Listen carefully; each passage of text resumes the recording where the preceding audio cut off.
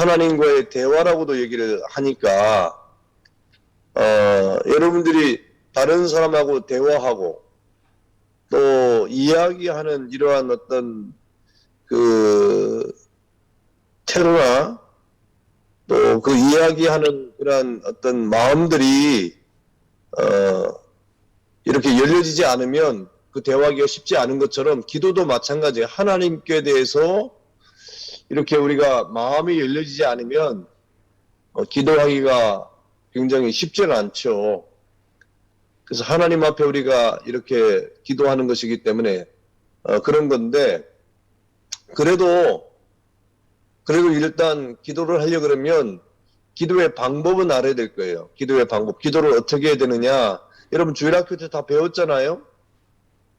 기도손 해가지고 첫 번째는 뭐야? 하나,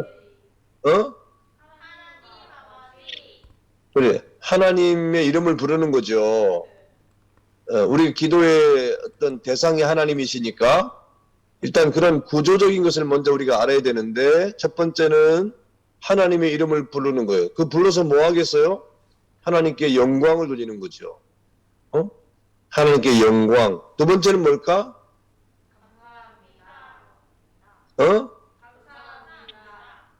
감사죠, 감사. 예. 감사의 내용 들어가고, 그 다음 세 번째는 회개해야 돼. 회개. 우리의 연약, 우리의 부족, 우리의 모든 죄악들, 우리가 연약했던 것들, 이런 것들을 하나님 앞에 고백하는 회개와 고백이 필요하고, 그 다음에 뭐예요? 우리가 구하는 것, 간구죠. 여러분이 하나님 앞에 구하고 원하는 것, 그게 또 중요하고, 마지막으로는 예수님의 이름으로 기도합니다. 이게 이제 기도의 간단한 구조예요. 그런데 물론 이것은 이제 기도가 우리가 평상시에 이제 하나님 앞에 기도할 때 그런 기도의 어떤 그 구조를 가져가는 것인데, 정말 급할 때는 어떻게 되겠어? 급할 때는 이것저것 다 필요 없지, 사실. 물에 막 퐁당 빠졌는데, 물에 빠지면서 뭐 이런 구조를 생각하면서 기도할 수는 없잖아요. 그럼 물에 빠지면 당장 무슨 말이 나오겠어? 살려주세요. 살려주세요 하겠지? 뭐 그렇게 말을 못할 정도로 급박한 상황이잖아요. 그럴 때는 정말 급할 때는 그렇게 할 수밖에 없는 거예요. 그래도 하나님은 이미 우리의 마음을 다 아시는 거지. 기도라고 하는 것은 하나님과 우리와의 교통이기 때문에 하나님이 우리의 마음을 다 아시는 거예요. 그렇기 때문에 우리의 마음을 하나님 앞에 내어놓는 게 굉장히 중요하지.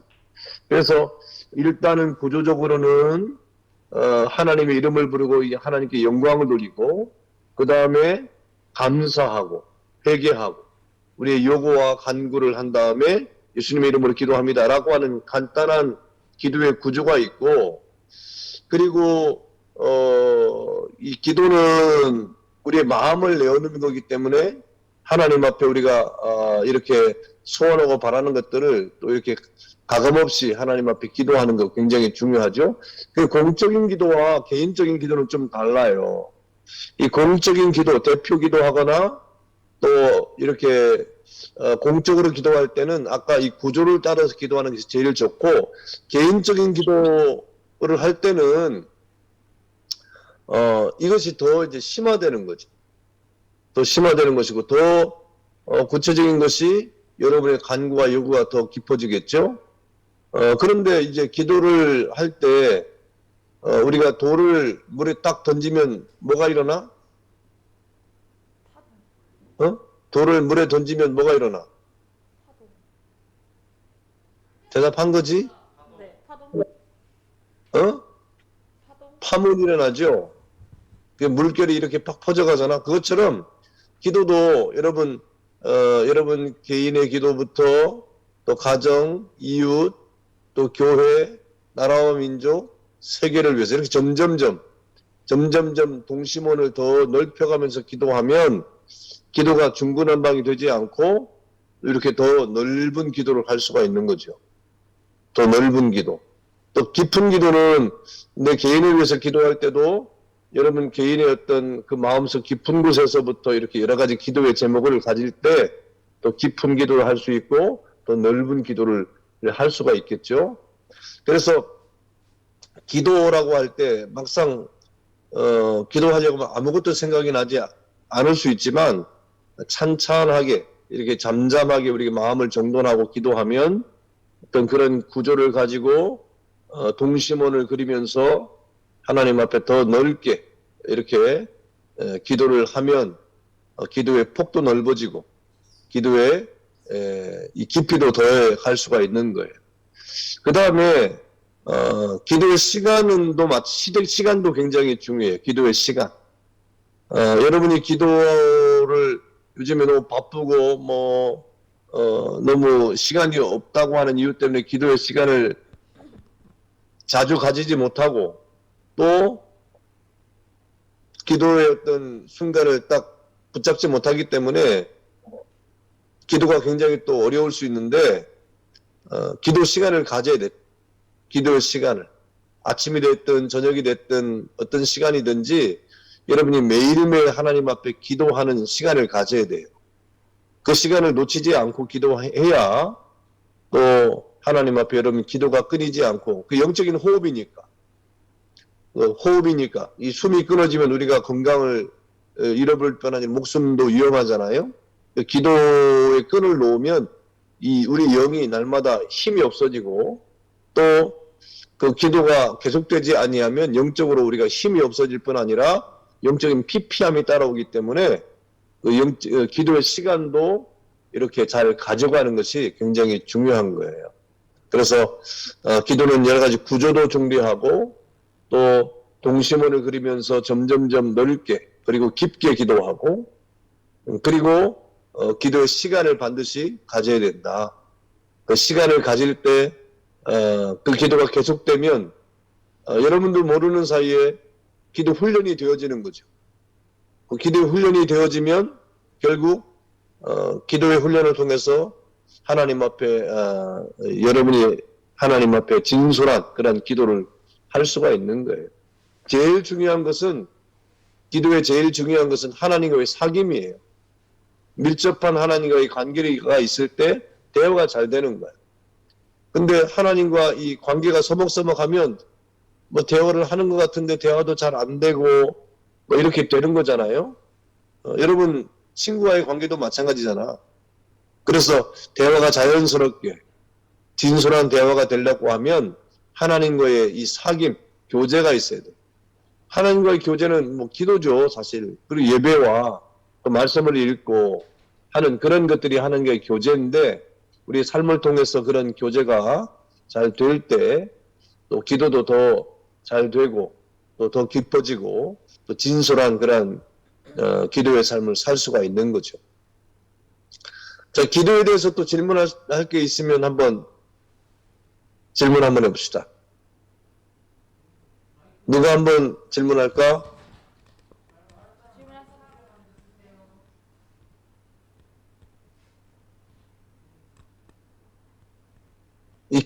이 질문 누가 한 거지? 익명입니다. 익명? 그럼 또 다른 질문이 있을까? 기도에 대해서?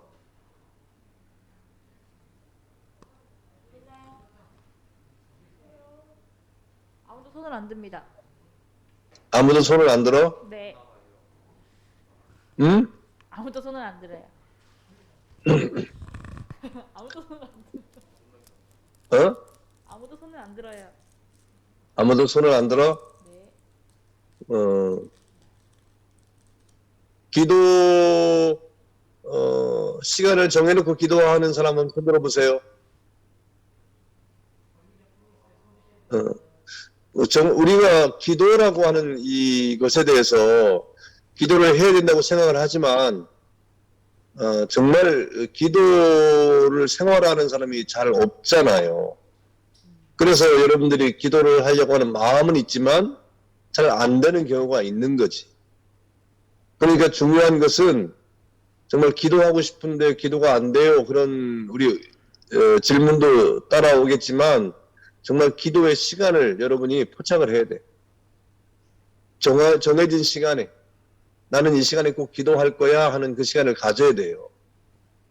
매일매일 성경 읽고 매일매일 기도하는 이러한 우리 생활 습관을 가질 때 여러분들이 기도에 대해서 좀 더 이렇게 친숙할 뿐 아니라 또 진솔한 그런 하나님과의 기도의 시간을 가질 수 있을 거예요. 이게 늘 우리 예수 믿는 사람이 숙제잖아. 기도하는 거, 성경 읽는 거, 기본적인 성경 읽기와 또 이 기도 생활이기 때문에 여러분들이 성경 읽기하고 기도 생활을 습관화하고 생활화해서 여러분의 삶의 신앙적 기초가 좀 튼튼했으면 좋겠어요. 알았죠? 기도 시간하고 성경 읽기 시간 가지세요. 예. 예. 또 어떤 거 할까? 다음 질문이요. 그냥 차례대로 할까? 3번 한번 읽어봅시다. 다 같이 읽어보세요. 시작. 학교에서 리더를 활동하고 있는데 이 땅에서의 리더의 역할을 하는 것은 하나님께 영광을 돌리는 삶과 멀어지는 것인가요? 교회 안과 바깥의 생활은 별개인가요? 그래서 예, 학교에서 리더로 생활하고 있다. 대충 알겠다. 누가 이걸 했는지.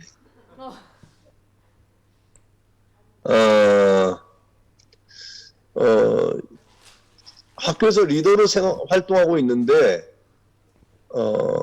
지금 아까 이런 질문을 하는 걸 보니까 리더로 활동을 하고 역할을 할 때 하나님께 영광을 돌리는 삶과 좀 내가 거리가 있지 않나? 이렇게 하는 게 이런 의문이 좀 있었던 것 같아.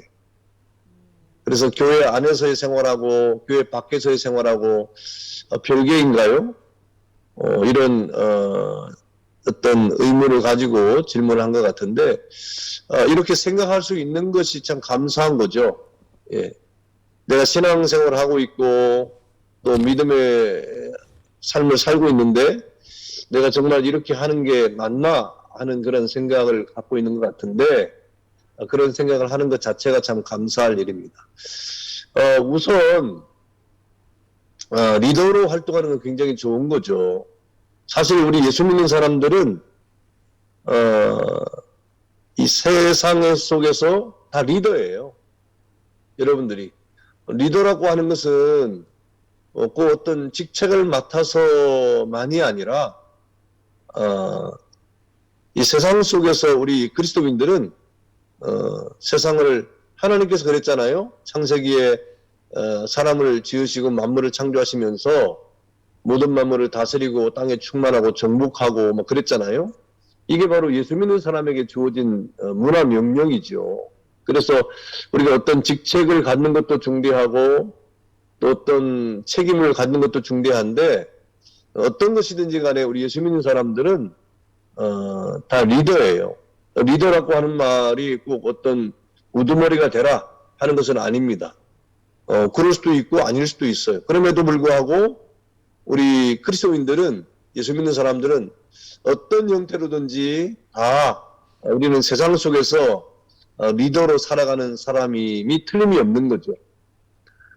그렇다고 할 때 여러분 리더로 산다고 할 때 우리는 그 삶을 어떻게 살 것이냐 아마도 세상이 요구하는 리더의 어떤 이 책임에 대한 요청하고 예수 믿는 사람들의 리더의 요청이 좀 다를 수 있어요.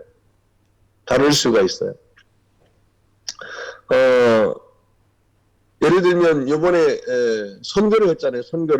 대통령 선거를 했는데 예수 믿는 사람 중에서도 막 갈리잖아. 어떤 사람은 1번 찍고 어떤 사람은 2번 찍고 어떤 사람은 뭐 다른 6번도 찍고 막 그러잖아요. 다 생각이 다르고 막 이렇게 아주 과열된 대선이 됐는데 결과적으로 어쨌든 지금 결판이 났고 또 당락이 결정이 됐어요. 그래서 당선이 된 사람을 응원한 사람도 또 당선이 안 된 사람을 응원한 사람도 지금 막 서로가 응어리가 돼가지고 지금 아주 열띤 대전을 했기 때문에 굉장히 내상을 입고 있는 사람들도 있는 것 같아요. 예수 믿는 사람들도 다 그래요, 보니까. 예수 믿는 사람들도 그렇게 되고 있는데, 근데 이 성경에서 원하고 있는 그런 우리 리더라고 하는 것은 세상이 원하는 리더하고는 좀 달라요.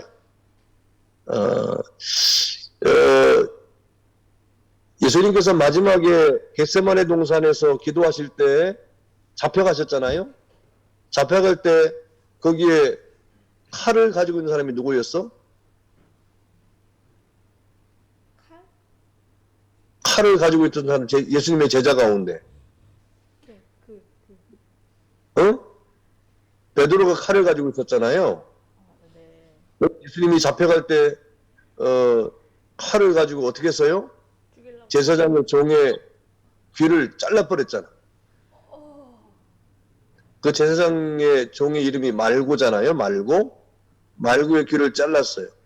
근데 사실은 그 6월절이 다가올 때 그 예루살렘 안에서는 군인들 외에는 검을 가지지 못하도록 되어 있어요. 위험한 반란이 일어나거나 밀란이 일어나거나 폭동이 일어나거나 하면 위험한, 요즘으로 말하면 불법 무기 소지인 거죠. 불법 무기 소지. 베드로가 그 불법 무기를 소지한 이유가 뭘까? 자신도 지키고 예수님도 지키려고 했던 거죠. 예수님도 지키려고 했던 거. 근데 이제 이 검이라고 하는 것은 검하고 이 칼 중에서도 검과 이 도는 좀 다르죠. 검은 뭐냐면 양날을 가지고 있는 거예요. 양날. 양쪽에 날이 서 있는 것이 검이에요. 검. 그 다음에 도는 뭐냐면 우리 부엌에서 이렇게 음식할 때 쓰는 그 칼, 이 칼이죠. 그게 도죠. 한 면만 날이 서 있는 거죠. 그래서 보통 보면 이 한 면만 날이 서 있는 것은 보통 어디서 많이 써요? 집에서. 어머니들이 음식을 할 때. 그게 짧잖아요. 예. 그리고 이제 검이라고 하는 것은 양날이 서 있는 거예요. 양날이. 그 양날이 서 있는 검을 누가 가지고 있었냐면 보통 제사장들이 가지고 있어요. 제사장들이. 그래서 여러분 우리 고고학의 역사에 이렇게 이 청동검을 발견했잖아. 청동검을. 네. 청동검을 발견했는데 그 청동검이 이름이 뭐예요? 비파형 청동검이라고 그러지? 네. 그 비파형 청동검이 그거는 어떻게 양날이에요? 한쪽 날이에요? 양날이죠. 그 뭐냐면 그게 바로 제사장들이 가지고 있었다는 거예요. 그게 뭘 상징하냐면 제사장들은 양날을 가지고 있는 검이라고 하는 것은 권위를 상징하고 또 권력을 상징하는 거예요. 권력 상징의 그 표시가 검이에요. 그 검을 가진 사람들은 굉장한 권위가 있고 또 아주 큰 능력을 가진 사람이 검을 가졌어요. 그래서 이 역사 속에서도 로마의 군인들은 검을 가지고 싸웠어요. 검을 가지고. 그러니까 이 검은 사실 제사장들이 그 검을 언제 사용했을까요? 양을 잡을 때, 하나님 앞에서 양을 잡을 때 사용했지. 제사를 드릴 때, 제물을 드릴 때. 그거 외에는 사용한 적이 없는 거예요, 검이. 그런데 그 검이 세상 속에 나오면 어떻게 됩니까? 사람을 해치는 검이 되는 거죠. 그래서 이 권력의 검이라고 하는 것은 여러분 이 잘못 사용하면 사람을 다치게 하는 거. 이 세상이 요구하는 것이 바로 그거예요. 세상의 어떤 리더나 세상의 어떤 힘을 가지고 이렇게 하라고 하는 것은 뭐냐면 그런 것을 요구하게 되고 결국 잘못 사용하면 그렇게 되는 거예요. 요즘에 러시아의 푸틴이 그렇게 사용하잖아요. 잘못된 사용이죠. 그러면 안 되는 거죠. 그리고 이 칼이라고 하는 거, 그는 이 부엌에서 어머니가 가정의 사람들의 건강을 위해서 요리를 하는 데 사용한 거거든. 근데 여러분 그것이 잘못되면 어떻게 됩니까? 이 우리나라 영화의 군도에도 보면 군도 알아요? 군도? 네. 예, 영화 군도가 있는데 그 군도에서도 못 살겠다. 우리 한번 이 반란을 일으켜보자 할 때 그 든 것이 뭐냐면 그 칼이에요. 부엌 칼이에요. 부엌 칼을 막 딱 듣는 그런 장면이 나온다고. 그래서 이 칼이라고 하는 한쪽 날을 가진 칼이라고 하는 것은 이 일반 사람들이 가정에서 자신들의 건강을 위해서 밥을 해먹거나 요리를 하는데 사용한 것인데 이게 점점 길어진 거지. 점점 길어져서 이제 스트라이크를 일으키고 어떤 이 반란을 일으키는 그런 데 사용하는 것이 이제 칼이 돼버린 거죠. 그래서 칼도 이렇게 잘못 사용하면 세상에 칼이 잘못 나오면 또 그것도 사람을 해치는 것이 되는 거예요. 이렇게 세상의 어떤 리더나 권세를 가지고 있는 것의 요구는 늘 어떻습니까? 다른 사람을 이렇게 힘을 제압하거나 자신의 욕구를 이렇게 주장하기 위해서 늘 하는 거잖아요. 리더라고 하는 것도 마찬가지예요. 리더라고 하는 리더상은 뭐냐? 우리 예수 믿는 사람들은 다 그런 리더로서의 삶을 살아가는 것인데 베드로가 그 검을 가지고 예수님도 지키고 자신도 지킬 수 있을 거라고 생각했는데 결국 뭐라 그랬습니까? 그 어떻게 했습니까? 그 검을 가지고 피를 봤잖아요. 그때 예수님이 뭐라 그랬어요? 그 말구의 귀를 다시 붙여주면서 치유를 해줬잖아요. 그러면서 예수님이 유명한 말씀을 하셨어요. 나에게 검이 없는 게 아니라 그랬어요. 예수님이 나에게 검이 없는 것이 아니라 지금도 12영이나 되는 더 많은 하늘의 천군 천사가 가지고 있는 검을 가지고 이 땅에 하나님의 심판이 임하기도 할 수가 있다 그랬어요. 그러니까 예수님은 그 검을 가지고 있는 권세와 리더의 어떤 그 힘을 가지고 있으면서도 그것을 사용하지 않으신 거예요. 리더라고 하는 것은 그렇기 때문에 어떤 리더라고 하는 우리가 좋은 말로 리더지만 그건 나에게 힘이 주어졌고 어떤 능력이 주어진 거잖아요. 그것을 어떻게 사용해야 되느냐? 늘 자신을 하나님 앞에서 복종하는 제사를 드리는 것처럼 자신이 하나님 앞에 겸손해지기 위해서 그렇게 사용할 때 제대로 된 리더가 될 수가 있는 거죠. 그래서 하나님께 영광 돌리는 삶, 또 학교에서 리더의 삶, 그게 다를 수가 없는 거예요. 그러니까 리더라고 하는 것은 통제하거나 다스리는 그런 입장에서 그것을 행사하는 것이 아니라 사실은 자신이 더 겸손해져야 되고 그것을 통해서 리더십을 발휘해야 되는 거지. 그러니까 여러분이 다 사실은 어떤 형태로든지 그런 어떤 자세를 통해서 하나님 앞에 리더로서 살아가야 되는 거죠. 리더로서 살아가야 되는 것이죠. 그런데 이제 사실 현실적으로 부딪히면 또 통제해야 되고 또 말 안 듣는 사람도 있고 막 그러니까 이게 참 힘들기는 할 거예요. 학교에서 리더로 활동한다고 할 때. 그러나 그럼에도 불구하고 이 무엇보다도 리더라고 하는 것은 책임이 따라온 거기 때문에 자신이 먼저 이렇게 겸손하게 그리고 하나님 앞에서 또 어떤 내면적인 힘을 길러가지고 많은 사람들이 이렇게 따라올 수 있도록 그렇게 해야 되는 것이 맞는 것이다 이렇게 생각을 합니다.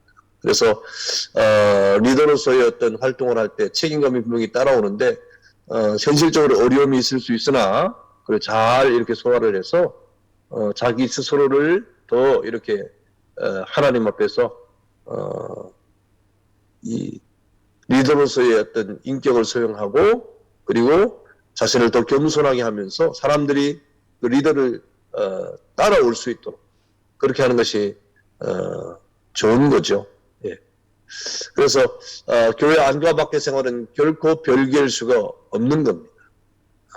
교회 안에서도 마찬가지고 교회 밖에서도 마찬가지. 그렇다고 여러분의 개성을 다 죽이라는 말은 아니에요.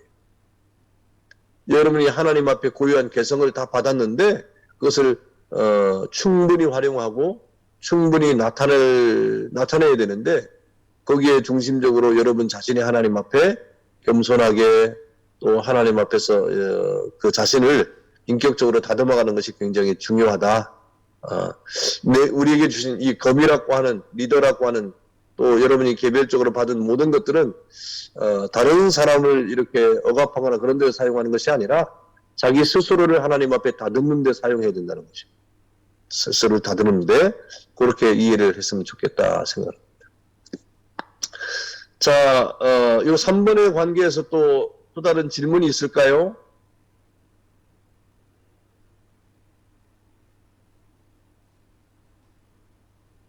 잘 들려? 네. 3번의 관계에서 질문할 게 있을까? 이거 기운 있어? 어? 없는 것 같습니다. 없어? 아무도 손을 들지 않습니다.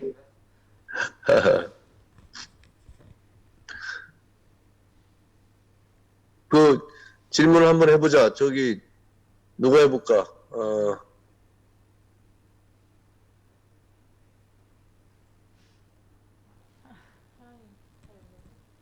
어?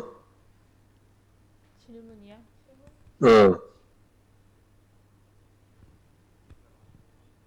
뭐라고?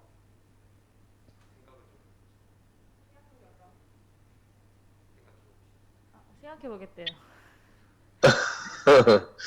그래, 그 다음 그러면.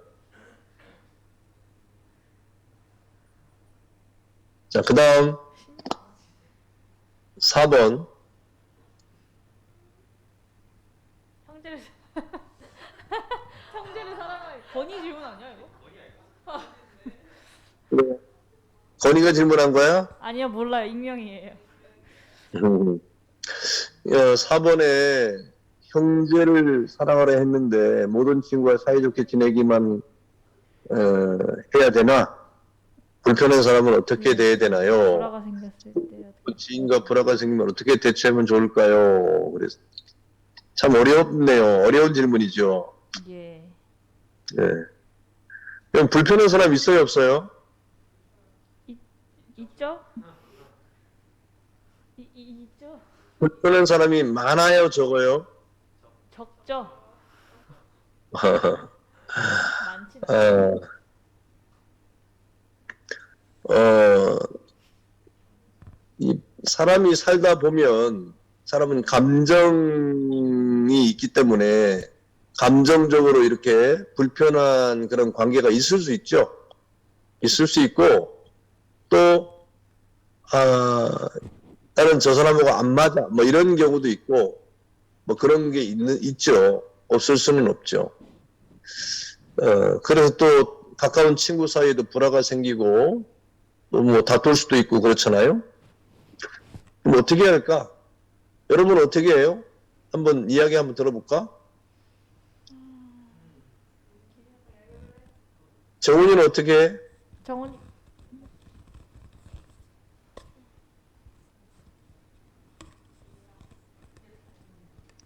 이정훈? 네? 정훈이는 이런 적 있었어? 저 다 잘 지냅니다.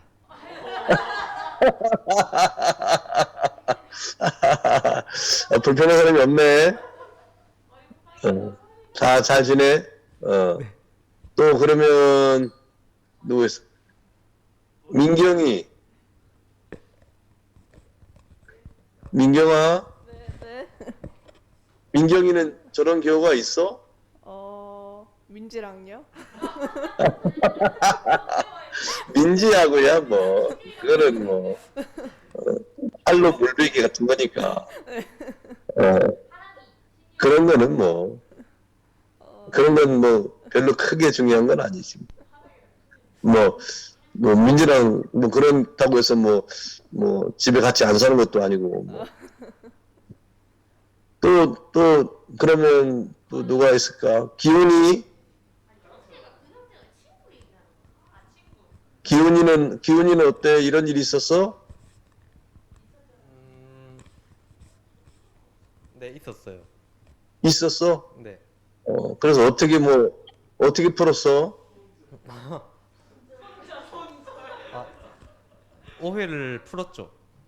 오해를 풀었어? 네. 그래, 지금은 이제 그 잘 풀었네. 네. 그래, 그렇게 풀어가면 되지, 뭐. 그래. 그, 풀 때 어떤 방법적인 스킬이 있나? 어떻게 하면 될 것 같아? 일단 그 상황에 대해서 어, 이렇게 얘기를 하면서 자기는 어, 어떻게 생각을 했고 어, 본인 상대방은 어떻게 생각을 했는지 어, 그거를 서로 들으면서 어, 자기는 어떻게 생각을 해서 이렇게 얘기를 했고 어, 저는 어떻게 생각을 해서 이렇게 했는데 어, 뭐 어떻게 하다 보니까 오해가 생겨버렸네 하면서 어. 그렇게 오해를 풀었다.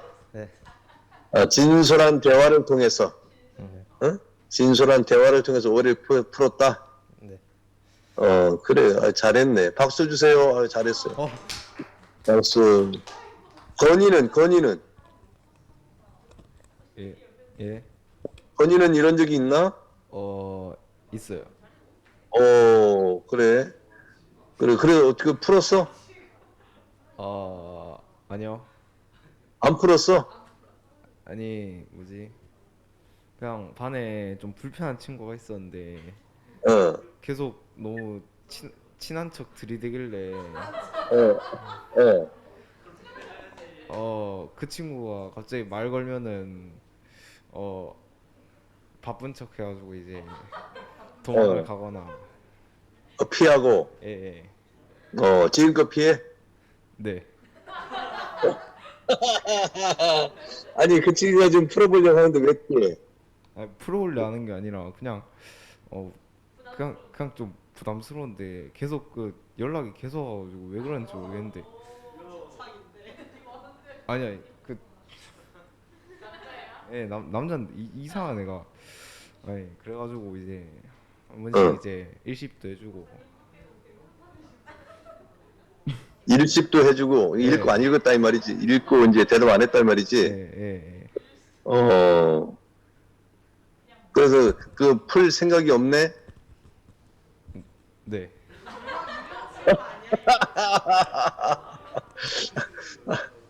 야, 그러면, 아니, 그래도 왜 풀지, 왜 안 풀어? 원래 안 친했던 거야? 아니 그 이번에 학교 와서 처음 본 친구인데 음, 근데, 아니 뭔가 좀 친해지고 싶어서 들이대는 것 같은 좀 이상하게 들이대가지고 그래? 마음에 안 들었구나. 예, 어? 그래, 너그럽게 봐줘, 너그럽게. 어? 예, 최대한 그러고 있습니다. 아이고, 건이가 인기가 많구나. 남녀로부터. 그래, 건이야, 너그럽게 봐줘. 그러면 또, 이 4번은 그러면 건이가 질문한 건 아니네. 응? 그러니까, 이 성경에도 이제 형제를 사랑하라고 말하고, 원수를 사랑하라고까지도 말하잖아요. 원수를 사랑하라고 하는 말, 원수를 사랑한다고 하는 것이 굉장히 힘들죠. 원수를 사랑한다는 게 굉장히 힘들어요. 근데 이 말을 우리가 바꿔 뒤집어서 보면, 그렇게 힘들어하는 원수를 만들지 말아라 하는 그런 말씀이기도 해요. 어? 원수를, 그 원수를 사랑하는 게 얼마나 힘드냐. 그러니까 그렇게 힘든 원수를 만들지 말아라. 애초에 그런 말씀이기도 한 거지. 그러니까 우리가 이 어떤 관계를 갖는다고 할 때 굉장히 이것이 힘든 건데, 또 여러분 학교 다니면서 이 학교는 내가 만나고 싶은 사람만 만나는 게 아니라 딱 정해졌잖아. 뭐 일률적으로 반으로 다 이렇게 배정을 받고 하기 때문에 뭐 안 만날 수도 없고 막 그렇잖아요. 그런 관계가 있는데 어쨌든 이 불편한 사람, 다시 말하면 애초에 뭐 이렇게 친구가 되지 않았던 사람 말고 친구였었는데 가까운 사이였는데 관계가 틀어졌다. 이런 경우를 말하는 것 같아. 응? 가까운 관계였는데 관계가 틀어졌다. 그런 것을 말하는 것 같은데, 그럴 때는 이제 빨리 풀어야 되는데, 오늘 기훈이가 잘 말해 주었던 것처럼, 방법은 뭐 이렇게 서로 만나가지고 오해를 푸는, 진솔한 대화를 통해서 오해를 푸는 그런 방법도 있고, 아예 뭐 이전에 뭐 서로 있던 것을, 그래, 우리 그런 거 뭐 다 그만두고, 지금부터 친하게 잘 다시 지내자. 이렇게 하는 경우도 있고 하니까, 이 여러 가지 방법은 많이 있을 거예요. 친한 친구, 뭐 원래 친하지 않았던 친구 말고 친했던 친구가 이렇게 서로 사이가 소원해지거나 또 불편한 관계가 있다고 하면 잘 풀어야 되겠지. 잘 풀고 또 이렇게 마음을 너그럽게 가져야 되겠죠. 근데 그것이 어떤 이 쉽지 않은 경우도 있어요. 쉽지 않은 경우도 있지만, 그러나 왜 쉽지 않으냐면 목사님 경험에 의하면 마음의 문제예요. 마음의 문제. 내가 먼저 이렇게 얘기를 하면 또 나에게 상처가 되지 않을까 하는 그런 어떤 마음의 문제가 있는 것인데, 그럴 때 이제 마음을 굳게 먹고 먼저 대화하고 먼저 손을 내밀어주고 먼저 이렇게 다가가는 것이 훨씬 좋다고 생각합니다. 그래서 그러면 사람의 마음이라고 하는 것은 그런 거예요. 전혀 친하지 않았던 사람이 아니라 친했던 사람이기 때문에 먼저 마음을 두고 다가가면 보통 사람들은 다 마음을 서로 풀어놓고 가까워지게 돼 있으니까 그게 마음의 문제예요. 마음의 문제. 그래서 두려워하지 말고 내가 먼저 손을 내밀어주고 내가 먼저 이렇게 대화하고 내가 먼저 이렇게 다가가면 웬만한 사람들은 그런 이 대화에 대해서 응해주게 돼 있고 또 친한 친구로 다시 복원될 수가 있는 거니까 처음이 중요한 것이고 마음 먹는 게 중요한 거예요. 그래서 마음을 굳게 먹고 다가가면 충분히 관계가 개선되고 또 좋아질 수 있을 것이다 이렇게 생각을 합니다. 이제 너무 두려워할 필요가 없어요. 사람들에게 제일 안 좋은 게 뭐 두려움이에요. 어떤 경우든지. 근데 사람들이 그 두려움 때문에 시도를 하지 못하고 두려움 때문에 다가서지 못하고 두려움 때문에 이렇게 먼저 손을 내밀지 못하는 경우가 많기 때문에 두려워하지 않고 하면 충분히 그런 관계가 개선이 될 것이다 이렇게 생각을 합니다. 자, 또 질문 없죠? 있어요. 자, 그다음 거 봅시다. 질문. 5번. 질문. 도영이가 질문했는데 어. 그러다가 나쁜 사람을 만나면 어떡하냐? 정말 나쁜 사람이면 어떡하냐? 누가? 도영이. 뭐라고 다시 한번.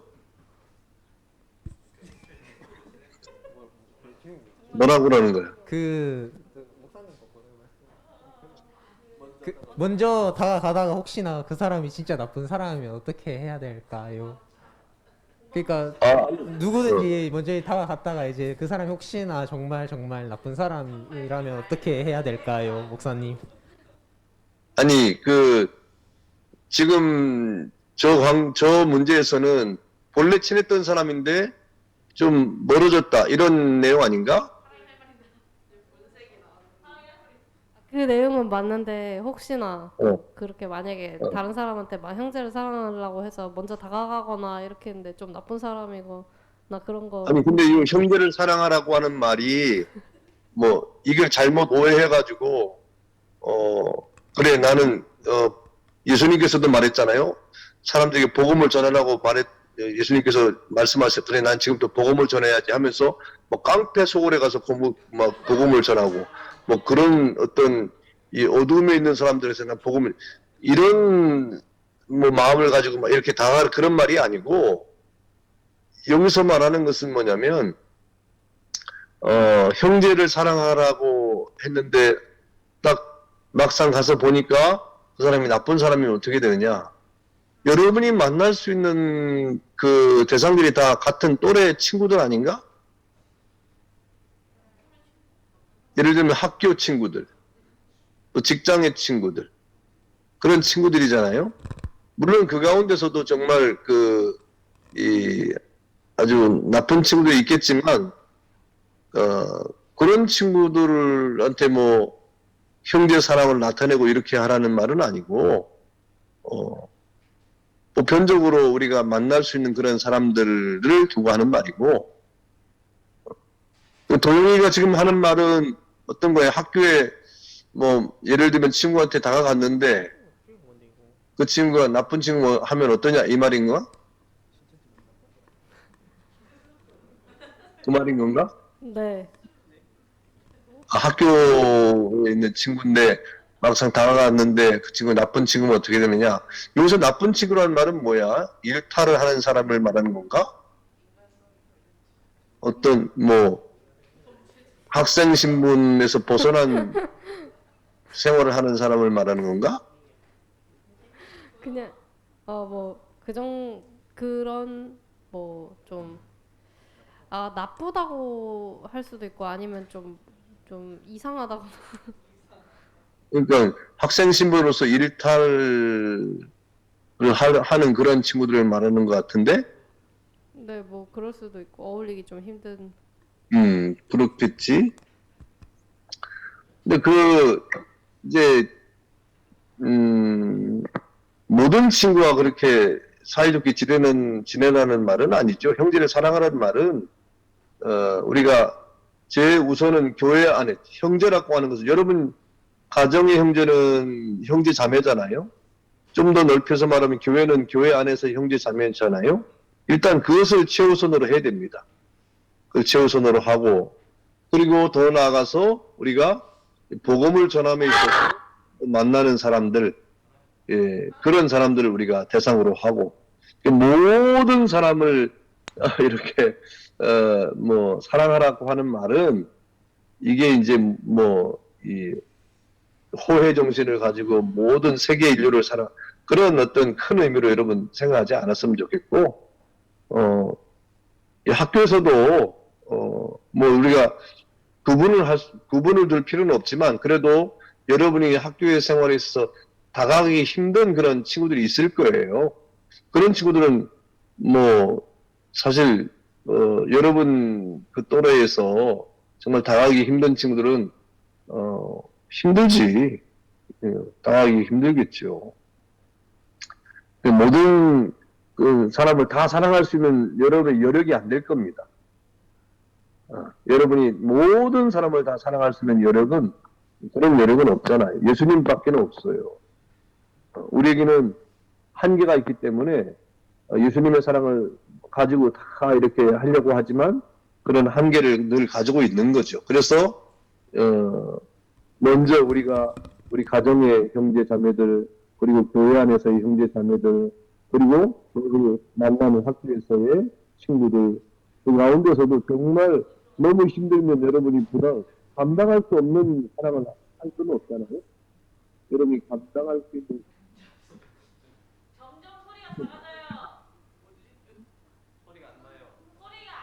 소리가 안 들립니다, 목사님. 소리가 됩니다.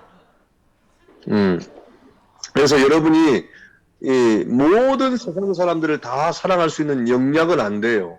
그것은 하나님만 하시는 거고 예수님만 하실 수 있는 거잖아요. 그러니까 우리가 역량을 가지고 있을 만큼만 사랑할 수밖에 없잖아. 그러니까 여러분이 가정에 교회에 그리고 여러분 학교 생활이나 직장 생활에 있어서 여러분이 감당할 수 있는 그런 사람들에 대해서 여러분이 그런 사랑을 나타냈으면 좋겠다. 근데 감당할 수 없는 것까지 굳이 감당하려고 하면 넘어질 수가 있거든요. 그런 것들은 여러분이 그 힘이 점점점 커질 수 있는 역량이 커지는 그런 단계가 있을 때 그때 가서 해야 될 일이고 지금 여러분은 현재 여러분이 주어진 상황 가운데서 감당할 수 있을 만큼의 그런 호혜의 사랑을 나타내면 될 것 같아요.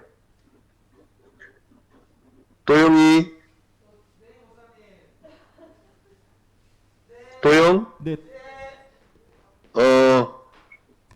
네, 잘해. 네, 잘하겠습니다.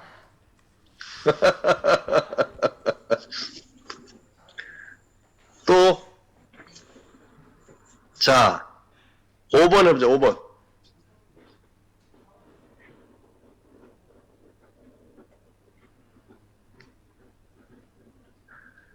자, 읽읍시다. 시작. 학교 생활 혹은 사회 생활을 하면서 친구들을 만나면 굉장히 재미있는 시간도 있지만 반면 힘들 때도 있어요. 올바른 학교 생활, 사회 생활 지침서가 있나요?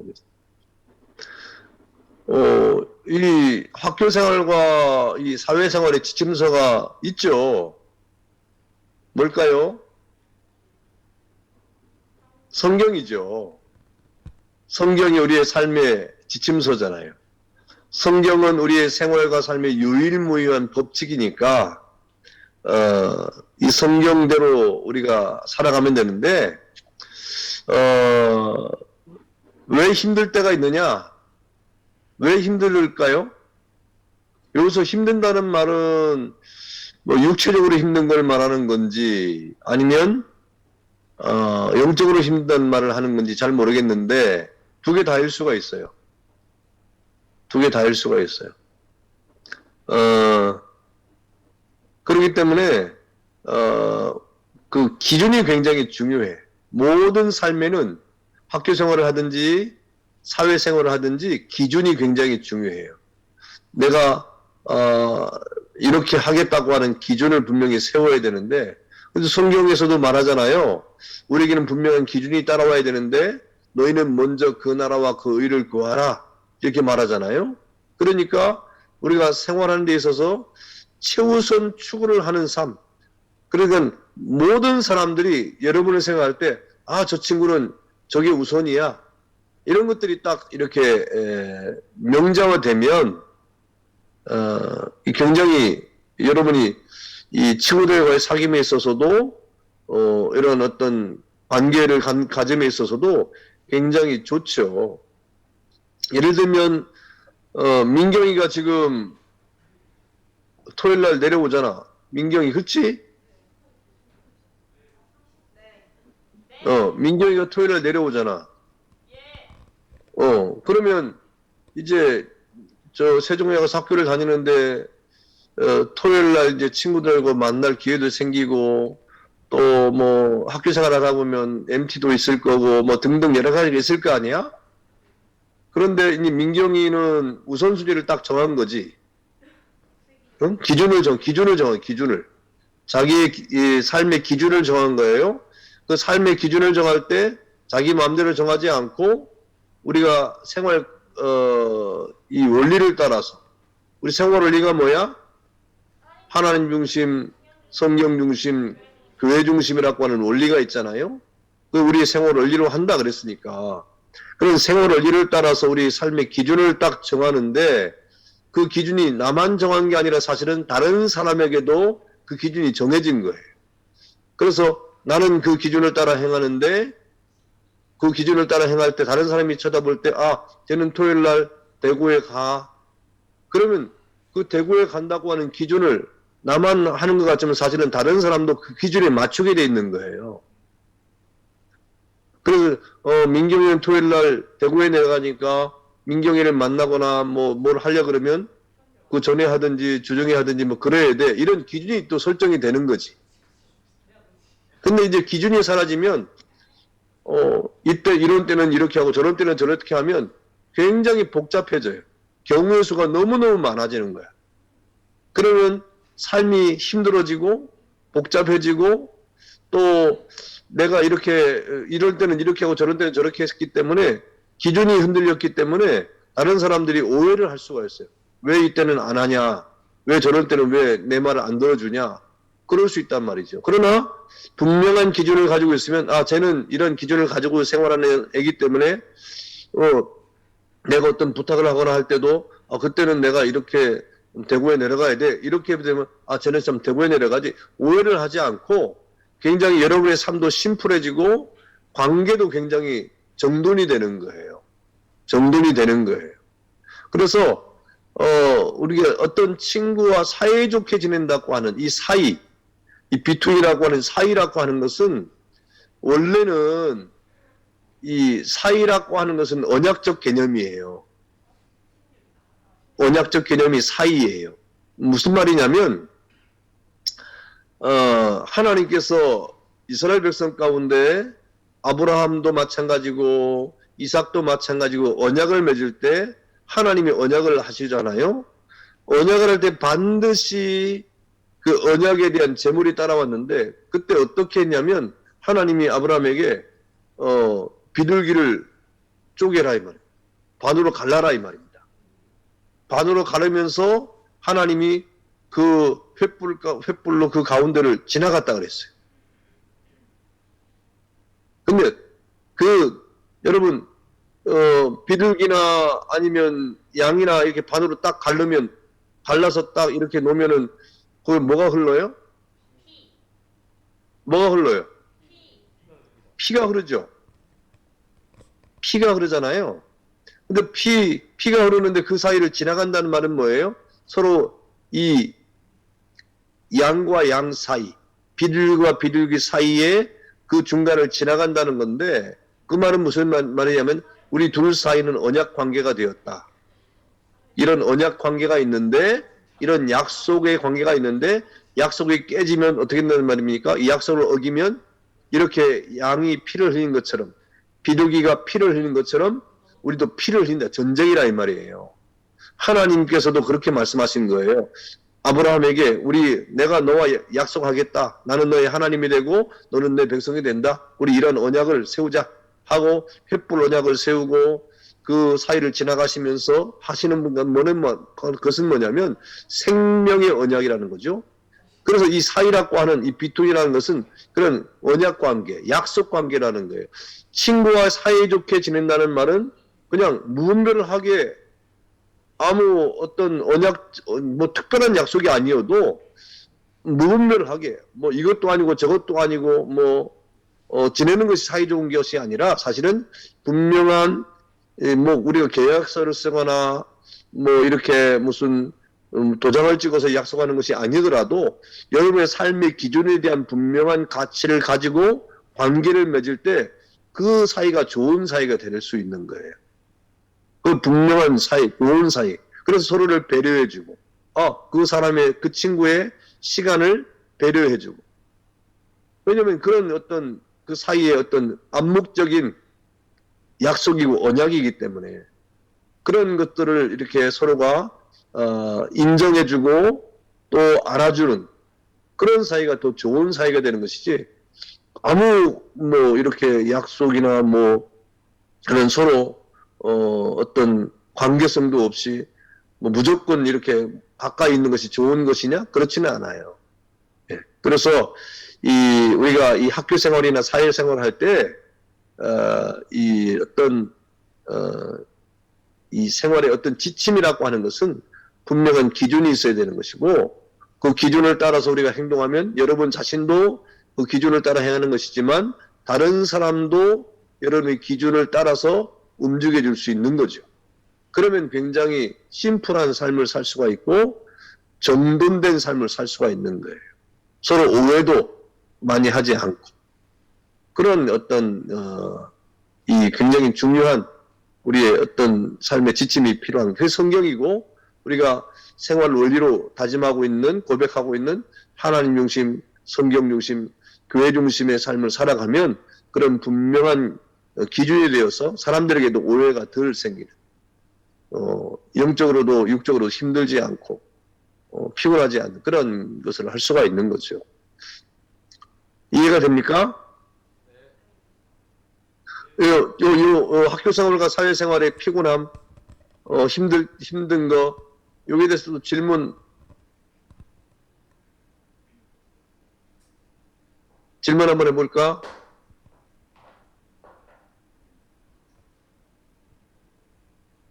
어떨 때 힘들다는 얘기를 한 걸까, 여기에서는? 어떤 것 같아? 정훈이 한번 대답해봐라. 네? 정훈이 있나? 네, 있습니다. 여기서 말하는 학교 생활하고 사회 생활을 할 때 네. 재밌는 시간도 있는데 반면 힘들 때도 있다는 말은 힘든다는 말은 뭘 가지고 힘든다고 한 것 같아? 여러 가지 유혹들 때문에 믿음 생활을 지키기가 힘들. 유혹들 때문에 네. 술 문제도 그래 있고 그래 친구들 문제도 있고. 유혹들 때문에 그래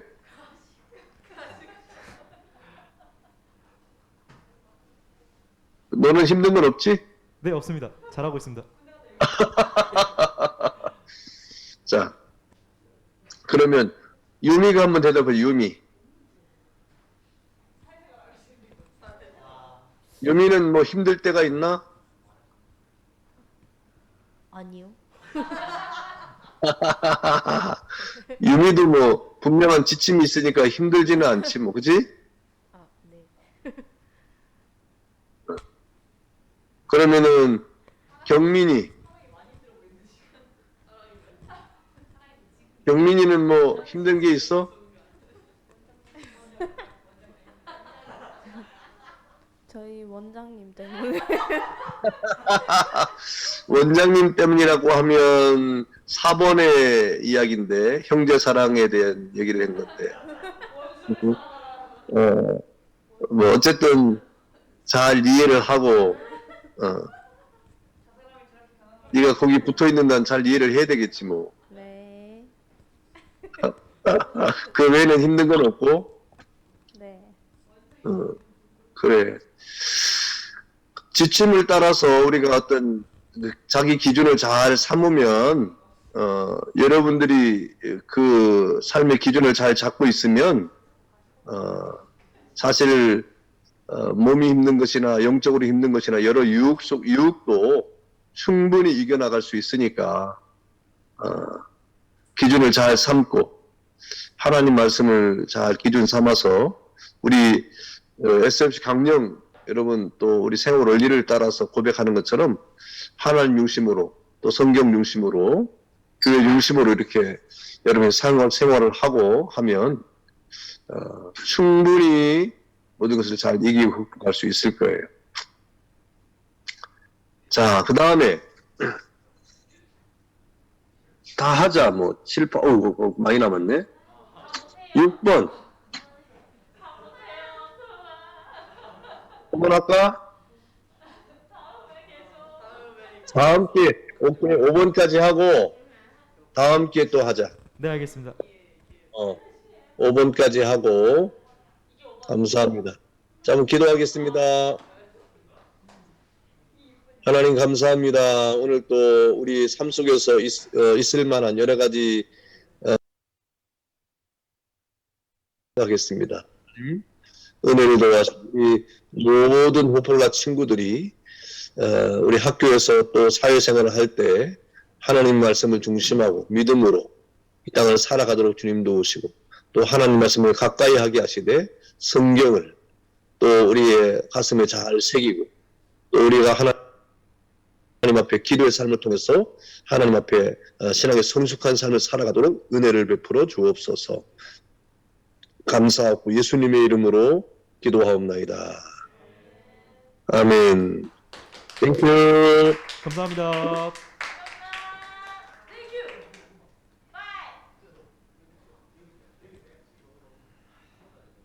주일 준비 잘해라. 네, 감사합니다.